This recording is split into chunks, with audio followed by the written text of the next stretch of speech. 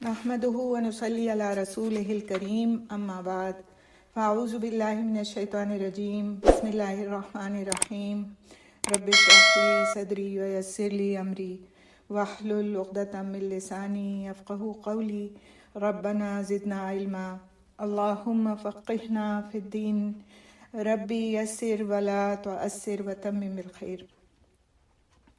انشاءاللہ آج ہم سورہ بقرہ کی آیت نمبر 153 سے شروع کریں گے۔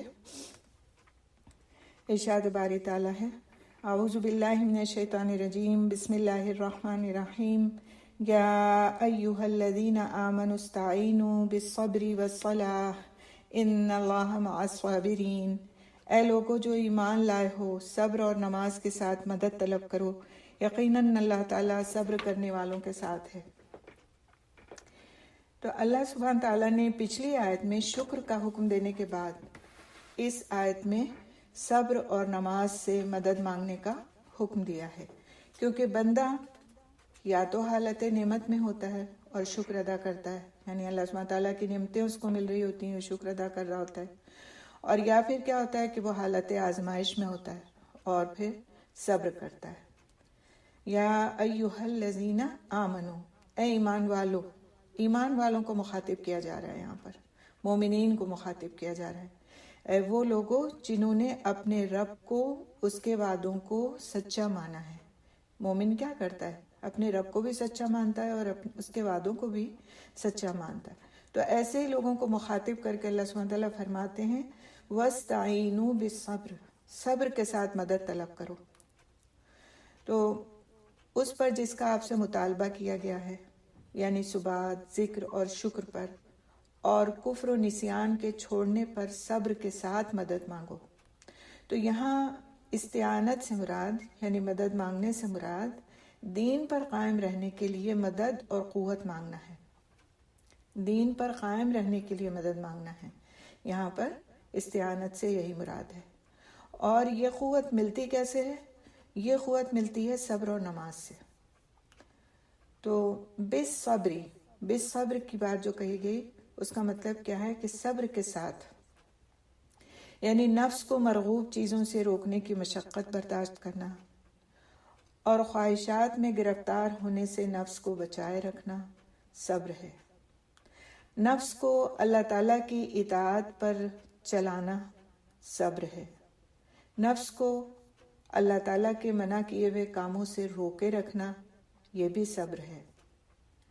اور مصیبتوں کو برداشت کرنا اور اس پر ہائے واویلا نہ کرنا، یہ بھی صبر ہے۔ اللہ تعالیٰ کے قضاء و قدر پر صبر کرنا اور اس پر ناراضی کا اظہار نہ کرنا، یہ بھی صبر ہے۔ سیدنا ابو ہریرہ رضی اللہ تعالیٰ عنہ سے روایت ہے کہ رسول اکرم صلی اللہ علیہ وسلم نے فرمایا، اللہ سبحانہ تعالیٰ فرماتے ہیں، جس مومن بندے کی محبوب چیز میں نے دنیا سے اٹھا لی، یعنی جیسے بیٹا ہے، بھائی ہے وغیرہ، اور اس نے اس پر صبر کیا تو اس کی جزا میرے یہاں جنت کے سوا اور کچھ نہیں، یعنی اس کو جنت ملے گی۔ بخاری کی روایت ہے یہ۔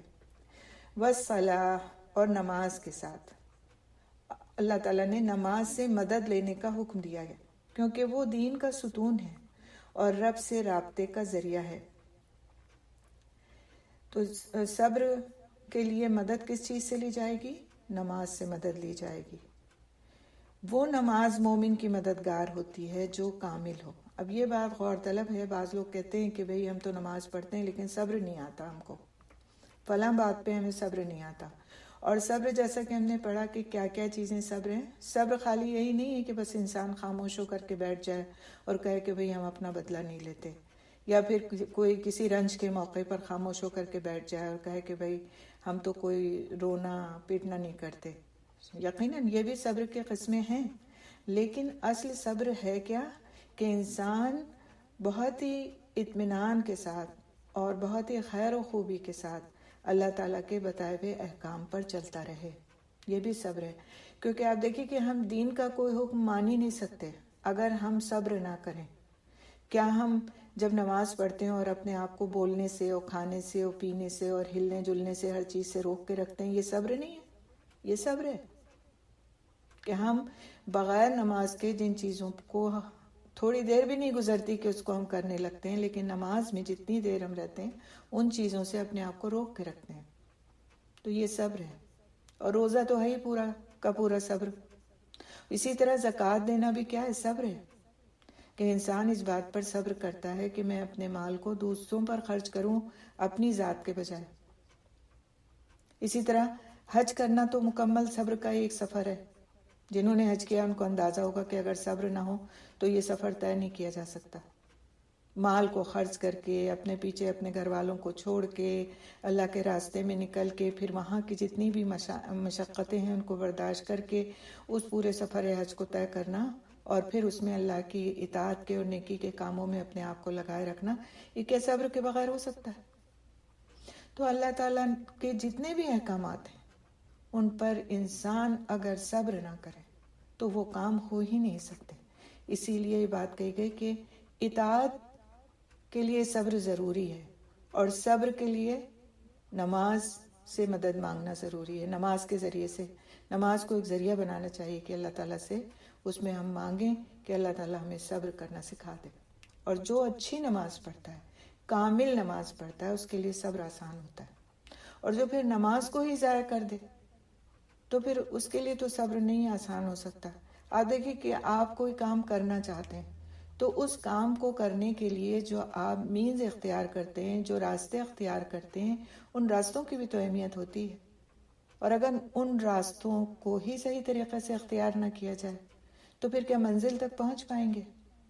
کبھی نہیں پہنچ پائیں گے. جو اپنی نمازوں کو ہی برباد کر دے گا، اس کو ہی اچھی طریقے سے نہیں پڑھے گا، اس کو نہیں آ سکتا صبر.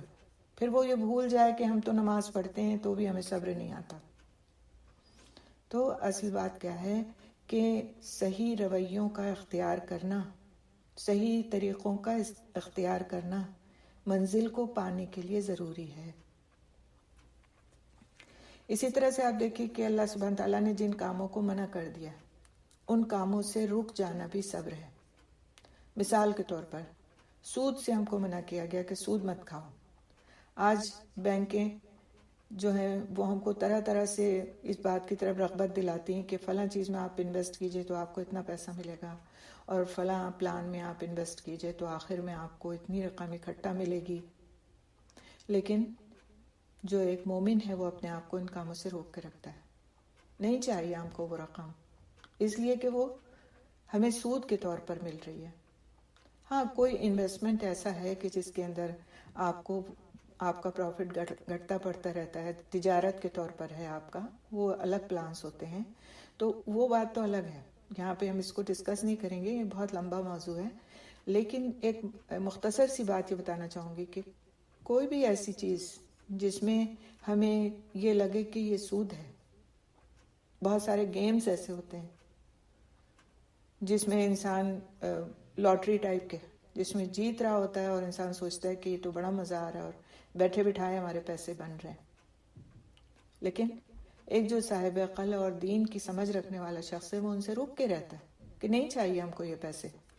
اللہ سبحانہ تعالیٰ کی ناراضگی کا سبب ہے یہ سارے پیسے لینا. تو یہ کیا ہے؟ یہ صبر ہے. یہ صبر ہے. صبر کی ایک قسم ہے یہ بھی.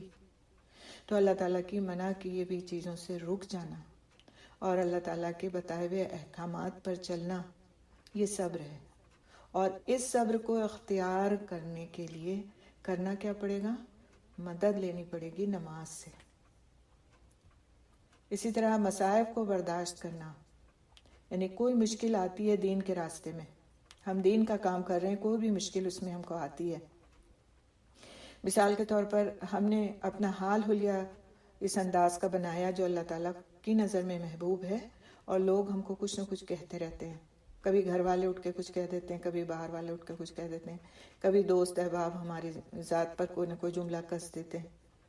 کسی طرح سے بھی ہمارے دل کو تکلیف تو ہوتی ہے، ہم انسان ہیں، ہمارے دل کو تکلیف ہوتی ہے، لیکن ہم یہ سوچ کے اس کو برداشت کرتے ہیں کہ یہ اللہ کے راستے میں، یہ اللہ کی پسند کے کام کرنے کی وجہ سے مجھے سننا پڑ رہا ہے، لہٰذا میرے لیے کوئی بڑی بات نہیں، میں صبر کروں گی اس سننے پہ. اسی طرح سے جب ہم اللہ کے راستوں کے کام کرتے ہیں تو ہمیں اپنی نیند قربان کرنی پڑتی ہے، اپنے فرصت کے اوقات قربان کرنے پڑتے ہیں.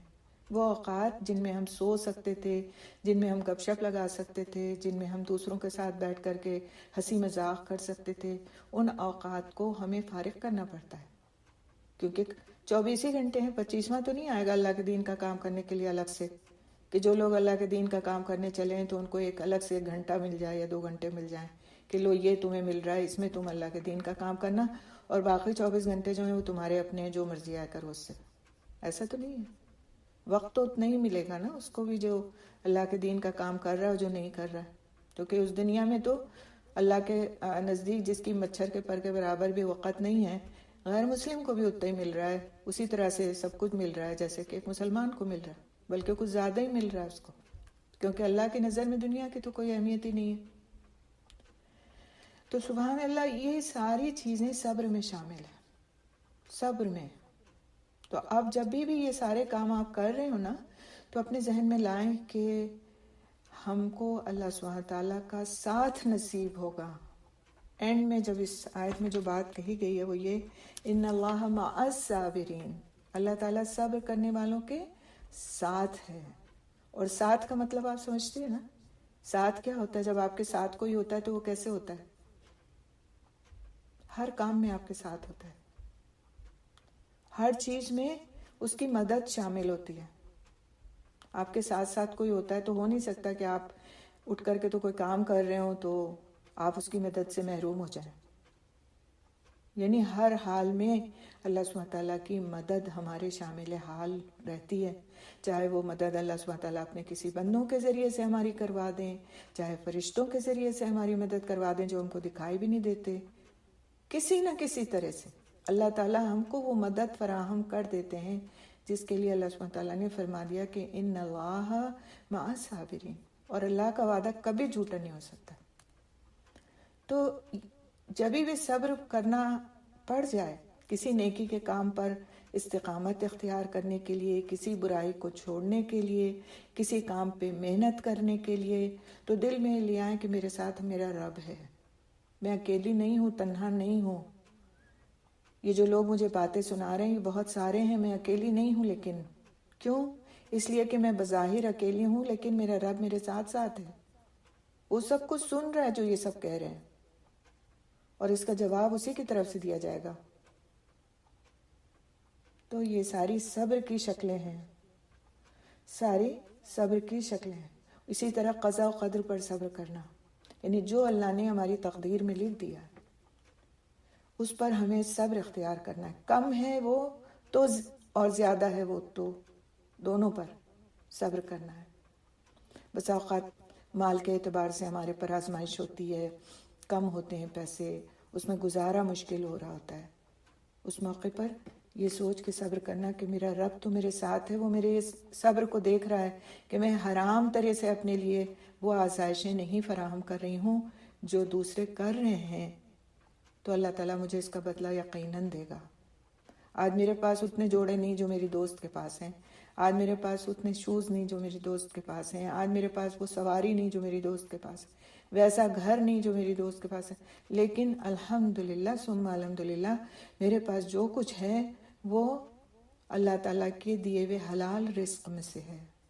یہ کتنا بڑا شکر کا مقام ہے کہ اللہ تعالیٰ نے حلال رزق دے رکھا ہے، کیونکہ حلال رزق کی بہت اہمیت ہے. انشاءاللہ آگے آیات آئیں گی تو ہم اس کے بارے میں بھی پڑھیں گے کہ حلال رزق کی کتنی بڑی اہمیت ہے. جو حلال کھاتا نہیں اس کی دعا نہیں قبول ہوتی. آپ سوچئے کتنی بڑی محرومی ہے کہ ہم مانگے جا رہے ہیں، سر اپنا سجدے میں رکھے ہوئے ہیں، لیکن رزق حلال نہیں ہے تو دعا قبول نہیں. انشاءاللہ تعالیٰ جب اس کا موقع آئے گا تو اس پہ تفصیل سے بات کریں گے. تو بات یہ ہے کہ صبر کیا کیا کن کن چیزوں پر ہو سکتا ہے اور کہاں کہاں پہ کیا جا سکتا ہے، اس کے بارے میں تھوڑی سی میں نے آپ کے سامنے تفصیل رکھی. اور انشاءاللہ تعالیٰ اب ہم دیکھیں گے کہ نماز آخر کیسی ہو کہ جو پھر ہمیں صبر کرنے میں مددگار اور معاون ہو سکتی ہے. تو اللہ تعالیٰ نے نماز کے ساتھ مدد لینے کا حکم دیا ہے کیونکہ وہ دین کا ستون ہے اور رب سے رابطے کا ذریعہ ہے. ایک طرف ستون ہے، آپ ستون کے بغیر کوئی عمارت نہیں کھڑی کر سکتے، اور اسی طرح اللہ سبحانہ تعالیٰ کے ساتھ رابطے کا ایک ذریعہ ہے. وہ نماز مومن کی مددگار ہوتی ہے جو کامل ہو، جس میں ارکان، آداب، شرائط اور سنتیں جمع ہوں، جس میں دل کی حاضری ہو۔ اس طرح جب مومن نماز میں داخل ہوتا ہے تو وہ یہ سمجھتا ہے کہ اپنے رب کے سامنے حاضر ہوا ہے۔ وہ با ادب اپنے مالک کے حضور کھڑا ہوتا ہے، پھر جو کچھ کہتا اور کرتا ہے اس کو اپنے شعور میں حاضر رکھتا ہے اور رب سے دعائیں مانگتا ہے، تو یقیناً ایسی نماز تمام معاملات میں مددگار ہوتی ہے، کیونکہ وہ برائی اور بے حیائی سے روکتی ہے۔ اس دل کی حاضری کے ساتھ اللہ تعالیٰ کے احکامات کی اطاعت اور اس کے منع کیے کاموں سے اجتناب کرنا یعنی دور رہنا، ایسی ہی نماز سے مدد لینے کا ہمیں حکم دیا گیا ہے۔ مومن کی زندگی میں سب سے بڑی قوت اللہ تعالیٰ کا تعلق ہے، اور اللہ تعالیٰ سے ملاقات کا ذریعہ کیا ہے؟ نماز ہے۔ لہٰذا نماز قوت کا سرچشمہ اور خزانوں کی چابی ہے۔ اللہ سے تعلق مضبوط کرنا کیا ہے؟ سب سے بڑا ہمارے لیے ایک قوت کا ذریعہ ہے۔ اللہ سے تعلق کی مضبوطی قوت کا ذریعہ ہے، اور اس قوت کو حاصل کیسے کیا جا سکتا ہے؟ نماز کے ذریعے سے۔ تو نماز اللہ تعالیٰ سے ملاقات ہے، یہ ایک تنہا انسان کی سارے جہانوں کے خالق اور مالک سے ملاقات ہے۔ سبحان اللہ، ایک طرف سارے جہانوں کا مالک، جہانوں کو ذرا اپنے تصور میں لائیں، ہم تصور میں بھی نہیں لا سکتے۔ سارے جہان، ہم تو پوری دنیا کو بھی اپنے تصور میں نہیں لا سکتے، چاہے آج ہم انٹرنیٹ پہ کتنا کچھ بھی دیکھ لیتے ہوں، پورا گلوب، لیکن ہم تصور نہیں کر سکتے کہ دنیا جو اللہ سبحانہ تعالیٰ نے بنائی ہے اور جو اتنی چھوٹی ہے دوسرے سیاروں کے مقابلے میں کہ اس کی در حقیقت کوئی حیثیت نہیں ہے، اس کو بھی ہم تصور میں نہیں لا سکتے۔ کیا ہم ساری دنیا کے پھولوں کے بارے میں جانتے ہیں؟ ساری دنیا کے درختوں کے بارے میں جانتے ہیں؟ ایک درخت کے پتے تو ہم گن نہیں سکتے، کس بات کے دعوے ہیں ہمارے؟ سارے دنیا کے اندر جتنی مائنز ہیں مختلف قسم کی دھاتوں کی، کیا ہم ان کی گنتی کر سکتے ہیں؟ ہمیں تو ابھی پتہ ہی نہیں کتنا کچھ خزانہ دنیا زمین کے نیچے چھپا ہوا ہے۔ اس دنیا میں کتنے کیڑے مکوڑے اور کتنے جانور ہیں، اس کی کوئی ہمیں عطا پتہ ہے؟ آئے دن ہم سنتے ہیں کہ فلاں نے ریسرچ کی تو ایک فلاں کریچر کے بارے میں پتہ چلا کہ اس کی ہڈیاں ملی ہیں، تو اس کی جو چیزیں ہیں ملی ہیں، تو پتہ چلا کہ وہاں پہ فلاں چیز بھی ہوا کرتی تھی۔ کیا جڑی بوٹیوں کی تعداد ہمیں پتہ ہے؟ کیوں اب تک ریسرچ ہو رہی ہے کہ فلاں جڑی بوٹی تو اس کے یہ فائدے ہیں، اور اس کے بارے میں سائنٹسٹ نے ابھی دریافت کیا ہے، تو وہ فلاں پہاڑ کی چوٹی پر ملی۔ آپ سوچیں کہاں پتھریلے پہاڑ اور کہاں اس پر اگنے والی فائدے مند جڑی بوٹیاں۔ سبحان اللہ، یعنی ایک ایک چیز پہ انسان غور کرے نا تو اس کو لگے گا کہ واقعی ہمارا علم کتنا مختصر ہے، کتنا کم ہے، یعنی اس سے بھی کم ہے گویا جو اللہ سبحانہ تعالیٰ کے علم کو اگر تشبیہ دی جائے کہ سمندر ہے، اور اس میں سے ایک قطرہ بھی نہیں ہے ہمارے پاس، اور پھر بھی ہم دعوے دار ہیں بڑے عالم ہونے کے۔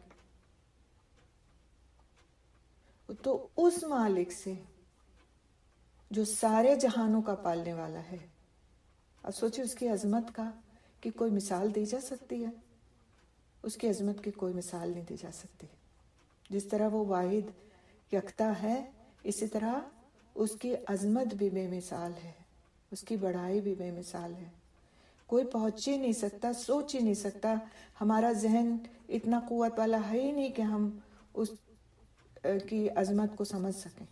یہ تو ایک معمولی سی چیزوں کی مثالیں ہیں جن کو اگر ہم تصور میں لائیں تو ہمیں احساس ہوتا ہے کہ آخر ہم کس رب کی نافرمانی کرتے ہیں اور کیا سوچ کے کرتے ہیں، ہماری حیثیت کیا ہے۔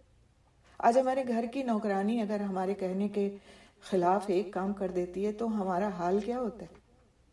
ہم 10 لوگوں سے تو جا کے اس کے بارے میں بتاتے ہیں، اور پھر ہم اس کے لیے فیصلے کرتے ہیں کہ اس کو ہم نکال دیں گے، اس کو رکھیں گے نہیں، اس کو ہم فلاں چیز دیتے تھے اس سے محروم کر دیں گے، اس کی تنخواہ کاٹ لیں گے۔ کیا کہ نہیں کرتے ہم؟ صرف ایک نوکر جس کو ہم نے تنخواہ پر رکھا ہوتا اپنے ہی جیسے ایک انسان کو. اللہ تعالیٰ نے ہم کو اتنی وسعت دی ہے کہ اس کو ہم نے اپنا محکوم بنایا ہوا ہے. لیکن ہم بندے ہونے کا دعویٰ کرنے کے باوجود اپنے خالق کی نافرمانیوں پر کتنے جری ہیں کہ ہمارے اندر ذرا سا بھی یہ خوف نہیں آتا کہ ہم نافرمانی کے کام کریں گے تو ہمارے ساتھ کیا ہو سکتا ہے.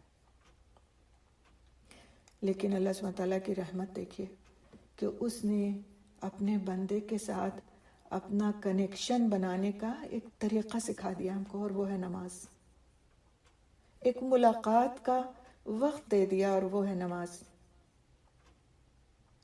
آپ کسی سے ایک بار جا کر ملیں، دوسری بار دن میں ملنا چاہیں تو وہ کہے گا کہ یہ تو ہماری جان کو لگ گئی ہیں، جب ہوتا ہے آ جاتی ہیں ہمارا وقت ضائع کرنے. اللہ سبحانہ تعالیٰ فرماتے 5 بار آؤ اور ملو، 5 بار آ کے ملاقات کرو مجھ سے دن میں، اور اس کے علاوہ جب چاہو تہجد میں مل لو، چاشت میں مل لو، کسی بھی وقت. اور اس ملاقات کے اوقات کو ہم ضائع کر دیتے ہیں. اس رب سے ملاقات کے اوقات کو جو ہمارا خالق ہے، جو ہمارا مالک ہے. آج آپ دیکھیں دنیا میں اگر کوئی کسی عہدے پر ہو اور وہ ہم سے کہے کہ آپ جو ہیں دن میں ایک بار نہیں، آپ مجھ سے 4-5 بار بھی آ کر کے مل لیں تو کوئی مسئلہ نہیں ہے میرے لیے، تو ہم کیسے دوڑے دوڑے جائیں گے؟ ہم کہیں گے فلاں تو بہت جنرس ہے، اتنے بڑے عہدے پہ ہونے کے باوجود بھی اس نے مجھے دن میں 4-5 بار ملنے سے بھی مجھ سے اکتاتا نہیں ہے. میں جب چاہتی ہوں اپنی فرمائشیں لے کر کے اس کے پاس چلی جاتی ہوں اور وہ جو ہے نا مجھے پوری کر دیتا ہے. کیا قدر ہو جائے گی اس شخص کی ہمارے دل کے اندر.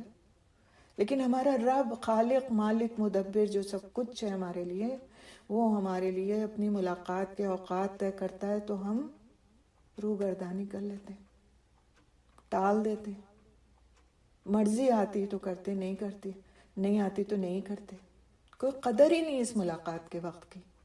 ہمارے دلوں کے اندر کتنی قدر ہے اپنی نماز کے اوقات کی. اگر ہم سوچیں نا تو ہمیں اندازہ ہوگا کہ ہم کر کیا رہے ہیں، اپنے آپ کے ساتھ ہم کیا کر رہے ہیں. پھر ہمیں صبر کیسے آئے گا؟ کیسے ہم صبر کرنے کے قابل ہو سکیں گے؟ ہمیں تو لوگوں پر بھی غصہ آئے گا، ہمیں تو چیزوں پر بھی غصہ آئے گا، ہمیں تو ہر بات آؤٹ آف کنٹرول ہو جائے گی ہمارے. کیوں؟ کیونکہ ہماری نماز، ہماری ملاقات میں کمی ہے. ہم اس چیز کو سیکھ ہی نہیں رہے جس کے ذریعے سے ہم صبر کر سکیں. اس چیز کی اہمیت ہی کو نہیں سمجھ رہے. آپ دیکھیں کہ آج ہم میں سے کتنے پرسنٹ لوگ ہیں جو نماز کو سمجھ کر پڑھتے ہیں، جن کو سجدے کی، رکوع کی، تسبیحات کے میننگز پتہ ہے، جن کو سورہ فاتحہ کا ترجمہ پتہ ہے، جن کو کوئی اور دوسری سورت یاد ہے تو اس کا ترجمہ پتہ ہے. تفسیر کو پھر نہیں جا رہی میں، ابھی صرف ترجمے کی بات کر رہی ہوں. تو جب ہمیں کوئی شعور ہی نہیں ہوگا کہ ہم پڑھ کے آ رہے ہیں تو اس پڑھنے کا کوئی اثر ہوگا ہمارے اوپر؟ کوئی اثر ہی نہیں ہوگا. جب اس اثر کو ہم محسوس ہی نہیں کریں گے تو اس کام کو ہم اچھی طرح سے کر کیسے سکیں گے؟ اگر آپ کو ڈاکٹر کوئی دوا دے دے اور اس دوا کے بارے میں کچھ بھی نہ بتائے کہ اس کے ہیلتھ بینیفٹس کیا کیا ہیں، کوئی وائٹامن دے لیکن ہیلتھ بینیفٹس اس کے بتائے نہیں کہ اس کے ہیلتھ بینیفٹس کیا ہیں، تو کیا آپ اس کو کھا لیں گے ایسے؟ اور آپ سمجھ جائیں گے کہ اس سے آپ کو کیا کیا فائدہ ہو سکتا ہے؟ آپ ضرور پوچھیں گے کہ یہ جو آپ نے مجھے دی ہے وائٹامن، اس سے مجھے کیا فائدے ہو سکتے ہیں، کیا مل سکتا ہے مجھ کو، اس سے میری صحت کس طرح بہتر ہو سکتی ہے. سوال کریں گے نا، بنا پوچھے نہیں کھائیں گے. لیکن نماز کو ہم بنا سمجھے پڑھ لیتے ہیں، اس کی اہمیت نہیں ہے. تو پڑھنی ہے، بس ایک بوجھ ہے، اتر جائے گا تو اتر جائے گا، نہیں اترے گا بھی تو کون ہے پوچھنے والا، دیکھی جائے گی بعد میں. تو یہ نماز کے ساتھ ہمارا رویہ بہت غلط رویہ ہے. اپنی نمازوں پر ہمیں فوکس کرنا ہے، اور اپنی نمازوں کے ذریعے سے اگر ہم چاہتے ہیں کہ ہماری زندگی واقعی درست ہو جائے تو اس کو سمجھ کر پڑھنے کی، شعوری طور پر پڑھنے کی، وقت پر پڑھنے کی، اہتمام سے پڑھنے کی، یہ سوچ کر کے پڑھنے کی کہ ہم اپنے رب سے ملاقات کے لیے حاضر ہونے جا رہے ہیں. ضرورت ہے، انتہائی ضرورت ہے، اور اس کے لیے اپنی ہر چیز کا خیال رکھنے کی ضرورت ہے کہ جب ہم اپنے رب سے ملاقات کے وقت حاضر ہوں تو ہمارے کپڑے ساتر ہوں، ہمارے کپڑوں سے کوئی اسمیل نہیں آ رہی ہو، ہماری جگہ پاک و صاف ہو، ہم جس جگہ کھڑے ہوں وہاں پر ہمیں ڈسٹریکشن والی کوئی چیز نہ ہو، ہم صبر و سکون کے ساتھ کھڑے ہوں، اطمینان کے ساتھ کھڑے ہوں، اور پھر ہم نماز پڑھیں۔ ہم نے نماز کی جو ورک شاپ کی تھی اس میں یہ ساری باتیں ڈسکس کی تھیں، تو انشاءاللہ تعالی اگر وہ کچھ تھوڑا سا پیچھے چلی گئی ہوں گی تو آج یاد آ جائیں گی انشاءاللہ تعالی۔ اس کو ہم دیکھتے ہیں آگے۔ تو نماز جب انسان پڑھتا ہے تو اگر تھکا ہارا بھی ہوتا ہے نا تو اسے خوشگوار احساس ہوتا ہے، خوشی محسوس ہوتی ہے، اور یہ وہ عبادت ہے جس سے انسان سکون پاتا ہے۔ اور جو باجماعت نماز جو مردوں کے لیے، اس سے جو ہے وہ آپس کے رشتے مضبوط ہوتے ہیں۔ جب آدمی ایک دوسرے سے ملتا ہے، نماز کے لیے جاتا ہے مسجد میں، ایک دوسرے سے سلام دعا کرتا ہے، اور پھر اس کے بہت سارے کام بھی آسان ہو جاتے ہیں اس طرح سے آپس کی ملاقات سے۔ تو ایک طرح سے نماز قوت کا سرچشمہ ہے جو انسان کے لیے ریچارج ہونے کا باعث بنتی ہے۔ نماز ام العبادات ہے، مومن کی معراج اور رب العالمین سے ملاقات کا ذریعہ ہے۔ اسی لیے اللہ تعالیٰ نے نماز سے مدد لینے کا حکم دیا۔ نبی کریم صلی اللہ علیہ وسلم نے فرمایا، جعلت قرۃ عینی فی الصلاۃ، میری آنکھوں کی ٹھنڈک نماز میں رکھی گئی ہے۔ نسائی کی یہ روایت ہے۔ ابھی ہم نے سیرہ مکمل کی، اپنے نبی کے بارے میں بہت کچھ ہم نے پڑھا، ان کے مصائب کے بارے میں، ان کی آزمائشوں کے بارے میں، ان کی تکالیف کے بارے میں۔ ہو سکتا ہے کبھی آپ کی آنکھ بھی نم ہو گئی ہو اس کو پڑھ کر کے۔ اس نبی کی آنکھوں کی ٹھنڈک نماز میں ہے، یعنی نماز پڑھنے والا گویا اپنے نبی کو راحت پہنچاتا ہے، سکون پہنچاتا ہے اپنے نبی کو، جس نبی کے ہم نام لیوا ہیں، جس کے لیے ہم ایک لفظ مخالفت کا برداشت نہیں کر سکتے، جس کی محبت کے ہم دعوے کرتے ہیں، جس کے لیے ہم لمبی لمبی نعتیں پڑھتے اور سنتے اور بیٹھتے ہیں، جس کو ہم بہت کچھ مانتے ہیں، اپنے لیے ہم دعویٰ بھی کرتے ہیں کہ مجھے اپنی جان سے زیادہ محبت ہے اپنے نبی سے۔ اس نبی کی آنکھوں کی ٹھنڈک ہے نماز، راحت کا ذریعہ ہے نماز، سکون کا ذریعہ ہے نماز۔ آنکھوں کی ٹھنڈک ہم کس کو کہتے ہیں؟ اس چیز کو نا کہ جس سے ہمیں سکون ملتا ہے، دل خوش ہو جاتا ہے، طبیعت باغ و بہار ہو جاتی ہے۔ تو یہ ہمارے نبی کی آنکھوں کی ٹھنڈک ہے۔ اگر ہمارا محبت کا دعویٰ سچا ہے تو ہماری نمازوں میں پھر اہتمام ہونا چاہیے۔ اللہ تعالیٰ نے ایمان والوں کو حکم دیا ہے کہ ایمان والے صبر اور نماز سے مدد لیں، کیونکہ مشکلات میں کامیابی کا ذریعہ صبر اور نماز ہی ہے۔ رسول اکرم صلی اللہ علیہ وسلم جب کسی کام کی وجہ سے غم میں مبتلا ہوتے تو نماز شروع فرما دیتے، غم میں مبتلا ہوتے تو نماز شروع فرماتے تھے۔ اور ہمارا رویہ غم کے وقت کیا ہوتا ہے؟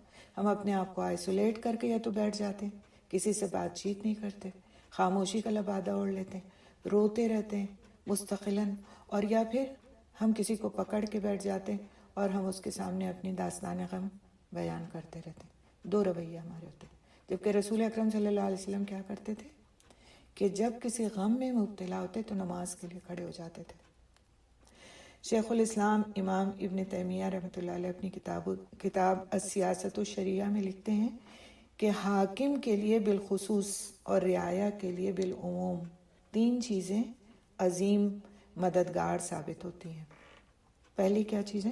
اللہ تعالیٰ کے لیے اخلاص اور دعا، اور غیر دعا کے ذریعے اس پر توکل اور دل و جان سے نماز کی حفاظت اور پابندی، جو اللہ تعالیٰ کے لیے اخلاص کی اصل ہے۔ یعنی سے بہت زیادہ خلوص کے ساتھ نماز کا پڑھنا، اس میں جو دو تین چیزیں بتائی گئیں، اخلاص اور دعا اور اللہ پہ توکل اور نماز کی حفاظت اور پابندی، یہ پہلی چیز، پہلی شرط وہ لکھتے ہیں کہ کون سی چیز جو ہے وہ مددگار ثابت ہو سکتی ہے۔ دوسری چیز وہ کہتے ہیں مخلوق کے ساتھ بھلائی کرنا اور زکوٰۃ ادا کرنا، اور تیسری چیز تکلیف، مصیبت اور حادثات زمانہ کے وقت صبر کرنا۔ یہ 3 چیزیں ایسی ہیں جو امام ابن تیمیہ نے اپنی کتاب میں لکھی کہ یہ چیزیں، تینوں چیزیں حاکم کے لیے بالخصوص اور رعایا کے لیے بالعموم، یعنی جو لیڈرز ہیں ان کے لیے خاص طور پر اور جو فالوورز ہیں ان کے لیے عام طور پر یہ 3 چیزیں مددگار ثابت ہوتی ہیں۔ ان 3 چیزوں میں سے آپ نے دیکھا کہ اخلاص کے ساتھ کی جانے والی دعا، توکل اور نماز کی پابندی، زکوٰۃ ادا کرنا، مخلوق کے ساتھ بھلائی کرنا اور تکلیف، مصیبت اور حادثات کے وقت صبر کرنا۔ اسی وجہ سے اللہ تعالیٰ صبر اور نماز کو جمع کر دیتا ہے، جیسا کہ اس کا فرمان ہے انہیں قرآن حکیم میں اور جگہوں پر بھی جہاں صبر کی بات کہی گئی وہاں نماز کی بھی بات کہی گئی۔ اسی طرح اللہ سبحانہ تعالیٰ فرماتے ہیں سورہ ہود میں آیت نمبر 114 اور 15 میں وَأَقِمِ الصَّلَاةَ طَرَفَيِ النَّهَارِ وَزُلَفًا مِّنَ اللَّيْلِ إِنَّ الْحَسَنَاتِ يُذْهِبْنَ السَّيِّئَاتِ ذَلِكَ ذِكْرَىٰ لِلذَّاكِرِينَ وَاصْبِرْ فَإِنَّ اللَّهَ لَا يُضِيعُ أَجْرَ الْمُحْسِنِينَ، اور آپ نماز قائم کریں دن کے دونوں اطراف میں اور رات کی چند گھڑیوں میں، بلا شبہ نیکیاں برائیوں کو لے جاتی ہیں۔ یہ اللہ تعالیٰ کو یاد کرنے والوں کے لیے نصیحت ہے، اور آپ صبر کریں، بلا شبہ اللہ تعالیٰ نیکی کرنے والوں کا اجر ضائع نہیں کرتا۔ اسی طرح سورہ طٰہٰ کی آیت نمبر 130 میں اللہ سبحانہ تعالیٰ فرماتے ہیں فَاصْبِرْ عَلَىٰ مَا يَقُولُونَ وَسَبِّحْ بِحَمْدِ رَبِّكَ قَبْلَ طُلُوعِ الشَّمْسِ وَقَبْلَ غُرُوبِهَا وَمِنْ آنَاءِ اللَّيْلِ فَسَبِّحْ وَأَطْرَافَ النَّهَارِ لَعَلَّكَ تَرْضَىٰ۔ ترجمہ، چنانچہ لوگ جو باتیں کرتے ہیں آپ ان پر صبر کریں اور اپنے رب کی حمد کے ساتھ تسبیح کریں، سورج نکلنے سے پہلے اور اس کے غروب ہونے سے پہلے، اور رات کے اوقات میں بھی بس تسبیح کریں، اور دن کے کناروں پر بھی، تاکہ آپ راضی ہو جائیں۔ آگے اسی آیت کا حصہ ہے جو آیت ہم پڑھ رہے تھے، ان اللہ مع الصابرین، یقیناً اللہ تعالیٰ صبر کرنے والوں کے ساتھ ہے۔ تو اللہ تعالیٰ نے صبر کا حکم دیا ہے اور خوشخبری دی ہے کہ وہ صبر کرنے والوں کے ساتھ ہے، یعنی وہ لوگ جنہوں نے اللہ تعالیٰ کے فضل اور اس کی دی ہوئی توفیق سے صبر کو اپنا وصف بنایا ہے۔ اللہ تعالیٰ صبر کرنے والوں کا ساتھ ایسے دیتا ہے کہ دنیا میں صبر کرنے والوں کی مدد کرتا ہے، جو اس راستے پر چلنا چاہتا ہے اسے چلنے کی توفیق دیتا ہے، اور صبر کی وجہ سے معاملات میں آسانیاں پیدا فرما دیتا ہے۔ اور اللہ تعالیٰ آخرت میں صبر کا بہترین بدلہ عطا فرمائے گا انشاءاللہ۔ حق کی راہ میں مشکلات کا سبب بندہ مومن کا تبلیغی کردار ہے۔ اب آپ یہ چیز بہت غور سے سنیے کہ تبلیغی کردار، تو تبلیغی کردار کیا ہوتا ہے کہ اللہ سبحانہ تعالیٰ نے بندہ مومن کو ایک ذمہ داری سپرد کی ہے کہ وہ نیکیوں کا حکم کرتا ہے اور برائیوں سے روکتا ہے۔ خود کسی کام کو کر لینا بہت آسان ہوتا ہے۔ مثال کے طور پر آپ کو اپنی نماز پڑھنی ہے، آپ اٹھے، آپ نے وضو کیا، خود نماز پڑھ لی، لیکن آپ کو ساتھ بچوں کو بھی نماز پڑھانی ہے، آپ کو ساتھ شوہر کو بھی نماز کے لیے بھیجنا ہے، تو یہ ایک مشکل کام ہے۔ یہی اسی بات کی یہاں پہ ایک وضاحت کی جا رہی ہے کہ حق کی راہ میں مشکلات کا سبب بندہ مومن کا تبلیغی کردار ہے، یعنی نیکی کا حکم دینا اور برائی سے روکنا۔ یہ جو کردار ہے یہ مشکل کردار ہے۔ اللہ تعالیٰ کا پیغام پہنچانا ایک طرف نصیحت کا کام ہے اور دوسری طرف تنقید کا، یعنی کہ پھر اس سے کیا کیا سامنے آتا ہے۔ ایسے انسان کی عزت، جان اور مال سب کچھ خطرے میں پڑ جاتا ہے۔ سیدنا ابن عمر رضی اللہ تعالیٰ عنہ سے روایت ہے، رسول اکرم صلی اللہ علیہ وسلم نے فرمایا، جو مومن لوگوں سے مل کر رہتا ہے اور ان کی ایذا پر یعنی تکلیف پر جو وہ اسے دیتے ہیں یعنی اس پر صبر کرتا ہے، اس کو اس مومن کی نسبت زیادہ ثواب ملتا ہے جو نہ لوگوں سے ملتا ہے اور نہ ان کی ایذا پر صبر کرتا ہے۔ ابن ماجہ کی روایت ہے یہ۔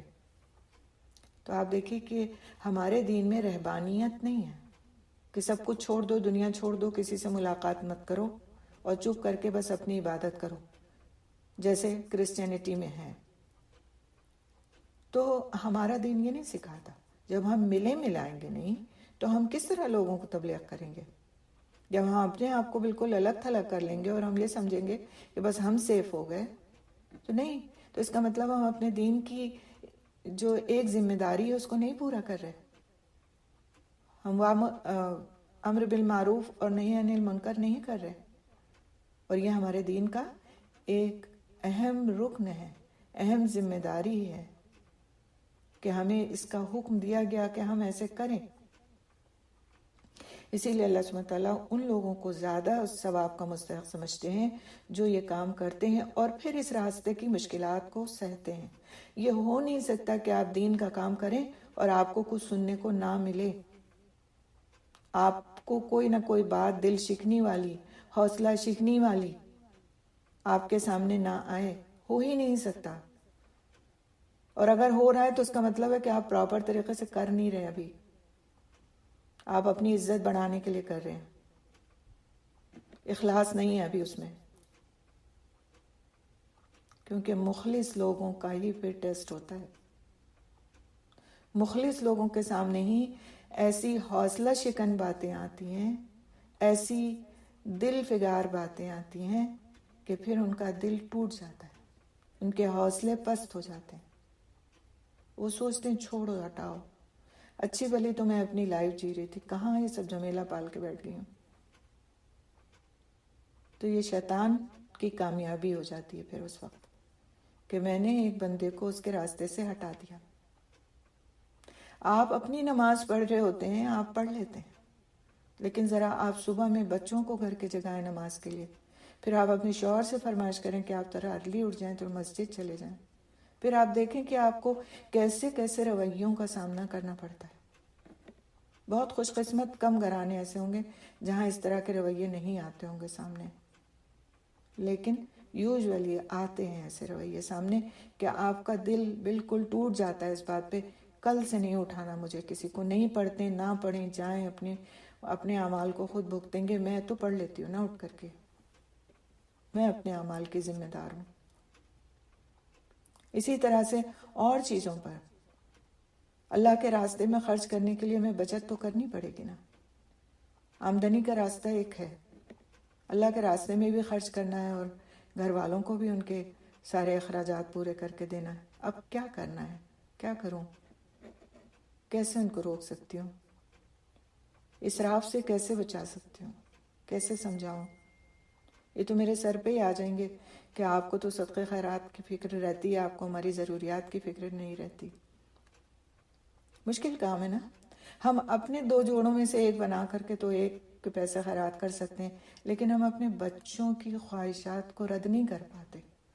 وہ بیجا بھی فرمائش کرتے ہیں، ان کے پاس 10 بھی ہیں تو کہتے ہیں 11واں بنا دو. تو ہمارے لیے مشکل ہوتا ہے کہ ہم ان کی خواہش کو رد کر دیں. ہم گھر میں اپنے لیے خالی دال بنا کر کھا سکتے ہیں، لیکن ہم کو یہ فکر ہوتی ہے کہ اگر میں نے دال بنائی اور اس کے ساتھ اور کچھ نہیں بنایا تو شوہر صاحب ناراض ہو جائیں گے. ہم کٹ نہیں کر پاتے مال میں سے ان اخراجات کو جن کو کہ ہم آسانی سے کٹ ڈاؤن کر کے تو اللہ کے راستے میں دے سکتے ہیں، آسانی سے. تو یہ کیا ہے کہ جب ہم ان حالات میں، ان چیزوں میں ہم باتیں سنتے ہیں، رویے برداشت کرتے ہیں، حکمت کے طریقے سوچتے ہیں کہ کیسے ان باتوں کو بروئے کار لایا جائے، تو اللہ کے نزدیک ہمارا اجر بڑھتا جاتا ہے. اللہ دیکھ رہا ہے کہ میرا بندہ کس سوچ و بچار میں ہے، کس فراغ میں ہے، کس طرح مجھے راضی کرنے کی فکر میں لگا ہوا ہے. تو پھر وہ اس کے ساتھ ہو جاتا ہے، اس کا مددگار بن جاتا ہے، دوسروں کے دلوں میں وہ چیزیں ڈال دیتا ہے جو وہ اس کا بندہ چاہ رہا ہوتا ہے کہ اس کے راستے کی وہ چیزیں آ جائیں. لوگ کہتے ہیں نا، ہم اتنے دنوں سے بات کرنا چاہ رہے تھے، پتہ نہیں کیسے ہو گئی، خود سے ہو گئی. وہ خود سے نہیں ہو جاتی. ان اللہ مع الصابرین، آپ اس کے راستے کے راہی ہیں نا، وہ آپ کا مددگار ہے. آپ کی کوئی دوست، آپ اس کی مدد کرتے ہیں یا وہ آپ کی مدد کرتی ہے، تو آپ کا کیا دل چاہتا ہے کہ اس کے لیے آپ اپنی جان حاضر کر دیں اس کا موقع پڑے تو. اور یہ تو ہمارا رب ہے، 70 ماؤں سے زیادہ شفیق رب. اس کی رحمت پہ ہمیں یقین ہونا چاہیے. اگر میں اس کے راستے میں لگی ہوں تو میں کبھی ایسا نہیں ہو سکتا کہ وہ میرا ہاتھ چھوڑ دے اور میں اس کی طرف سے اجر سے محروم ہو جاؤں۔ بس اوقات چیزیں ہمیں دکھائی نہیں دیتی، ہم کہتے ہیں کہاں آ رہی ہے مدد اللہ کی، ہم تو ویسے ہی کہ ویسے ہیں جیسے تھے۔ لیکن جو ہمارے لیے اجر و ثواب لکھا جا رہا ہے نا، جو ہمیں دکھائی نہیں دے رہا، اور جو جب وہاں ملے گا تو بندہ تمنا کرے گا کہ دنیا میں کچھ بھی نہ ملا ہوتا۔ تو اصل بات کیا ہے کہ ہمیں یقین رکھنا ہے اللہ کی بتائی ہوئی بات پر، اس کے نبی کے کیے ہوئے وعدوں پر ہمیں یقین رکھنا ہے، اور اس یقین کا جب بدلہ ملے گا تو پھر بندہ واقعی اس وقت سوچے گا۔ تو آج قرآن پڑھ کر کے، حدیث پڑھ کے، رسول اکرم صلی اللہ علیہ وسلم کی زندگی کے حالات پڑھ کے ہمیں اپنے اندر تبدیلی لانے کی کوشش کرنا ہے۔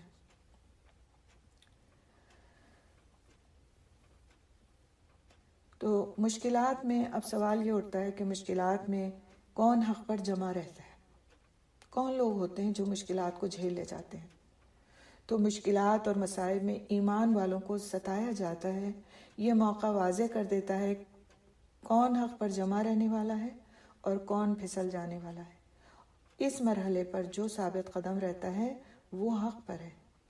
حق پر وہ ہے جو اللہ تعالیٰ کی راہ میں بہت کچھ کھو دے۔ جو دنیا میں اللہ تعالیٰ کے لیے کچھ کھو دیتا ہے وہ اللہ تعالیٰ کے پاس آخرت میں بہت کچھ پا لیتا ہے۔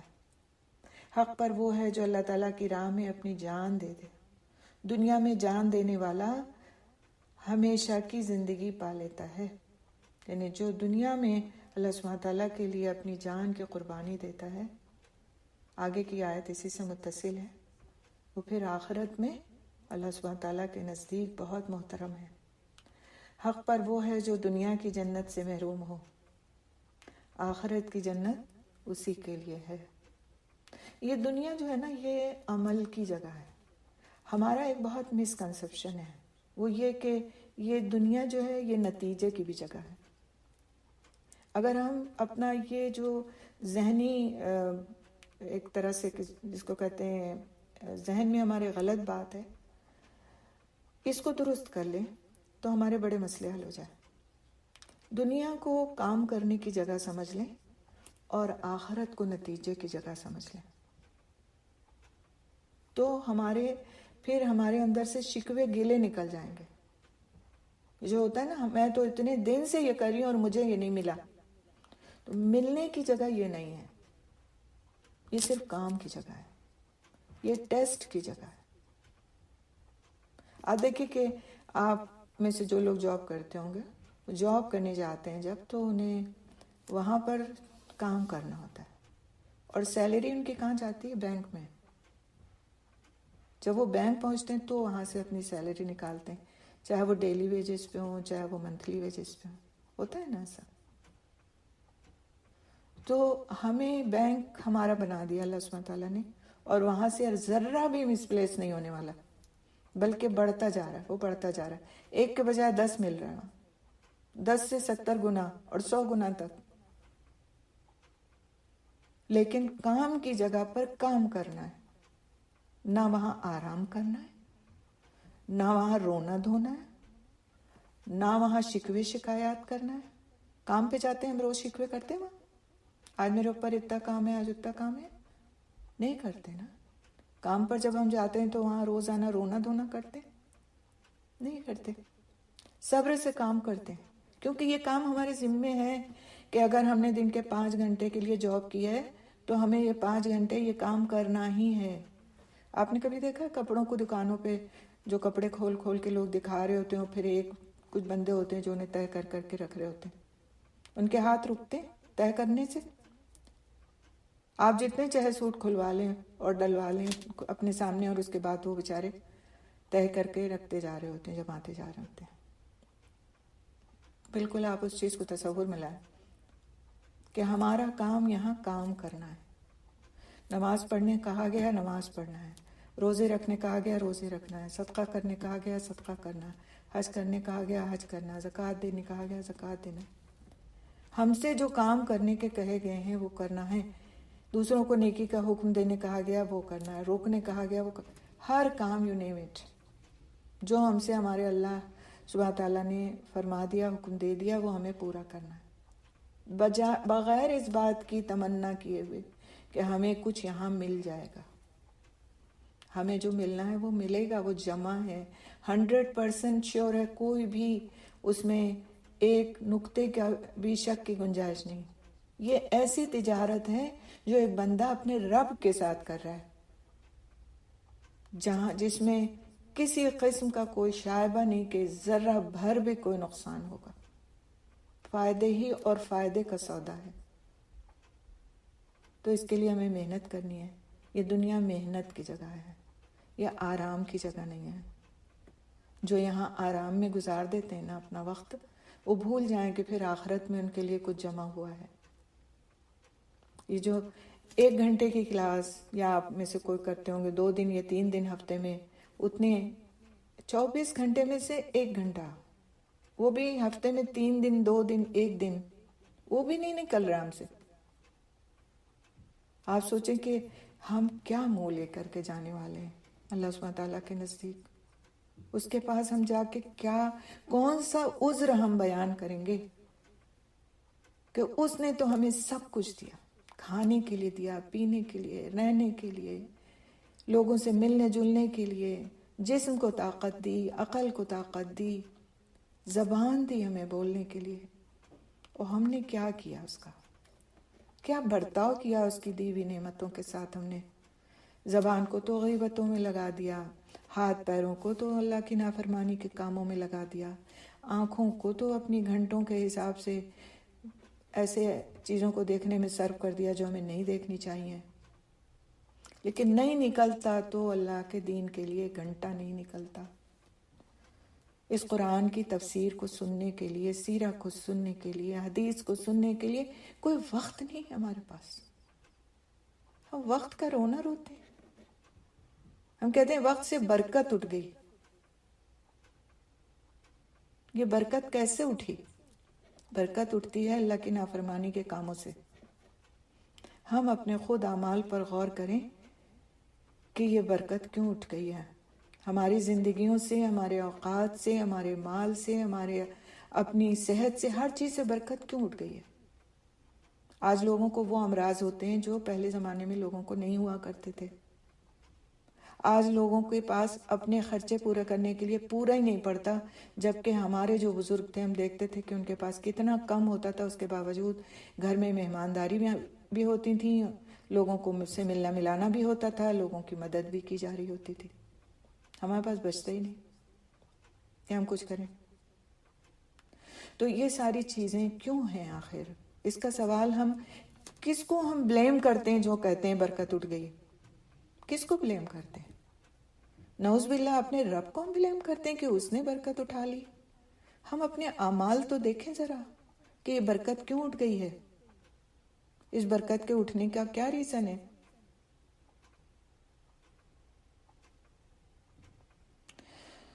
تو اللہ تعالیٰ بس ہمیں محفوظ رکھے ان ساری چیزوں سے کہ ہم بجائے شکوے شکایات کرنے کے ہم خود اپنے اعمال پر غور کریں، خود اس بات پر ہم غور کریں کہ آخر ہمیں خود کیا کرنا ہے۔ ہمیں صبر اور نماز سے مدد لینے کی بات کہی گئی ہم سے، اور ہم سے یہ بات صاف صاف کہہ دی گئی، ان اللہ مع الصابرین، ان اللہ مع الصابرین۔ تو ہمیں اپنے آپ کو اس لائق بنانا ہے کہ اللہ سبحانہ تعالیٰ ہمارے ساتھ ہو، ہماری مدد کے لیے ہمارا رب ہمارے ساتھ ہو، اور کہیں ہم تنہا نہ رہ جائیں۔ تو انشاءاللہ تعالیٰ بس یہاں پر ہم نئی آیت نہیں شروع کریں گے، موضوع بدل جا رہا ہے اس آیت سے، انشاءاللہ اس کے نیکسٹ کلاس میں اس کو ہم کریں گے۔ سبحان اللہ بحمدہ، سبحانک اللہم بحمدک، نشہد ان لا الہ الا انت، نستغفرک نستغفرک نستغفرک نتوب الیک۔ السلام علیکم ورحمۃ اللہ وبرکاتہ۔ وعلیکم السلام ورحمۃ اللہ وبرکاتہ۔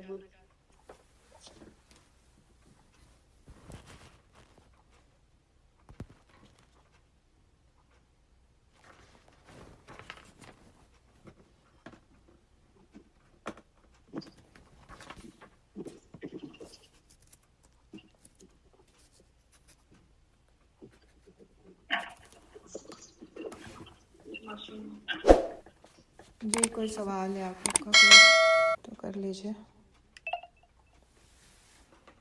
کسی کا کوئی سوال ہو تو آپ ہینڈ ریز کر سکتے ہیں.